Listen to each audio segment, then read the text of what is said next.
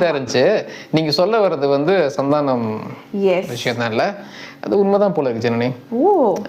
இல்ல சந்தானம் வந்து எந்திரன், அதுக்கப்புறம் பாத்தீங்கன்னா லிங்கா, அப்புறம் இந்த படம். பட் சந்தானம் உள்ள வர்றது வந்து ஒரு சர்ப்ரைசிங்கான ஒரு ஃபேக்டர் தான். இல்ல ரொம்ப அது நல்ல விஷயம். ஏன்னா அவர் ஹீரோவா நடிக்கிற படங்கள், அவர் காமெடி சப்ஜெக்ட் அந்த மாதிரி எடுத்து பண்ணிடுறாரு. ஐ திங்க் அவருக்கான ஒரு ஃபேன்ஸ் வந்து சாட்டிஸ்ஃபை பண்ணுது.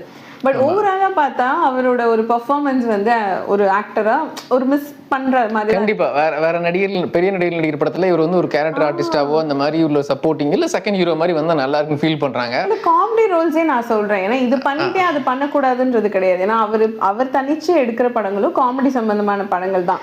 இல்ல மறுபடியும் அந்த மாதிரி செகண்ட் ரவுண்ட் இப்போ வந்துட்டு இருக்காரு, மற்ற ஹீரோக்கள் சேர்ந்து நடிக்கிறாரு.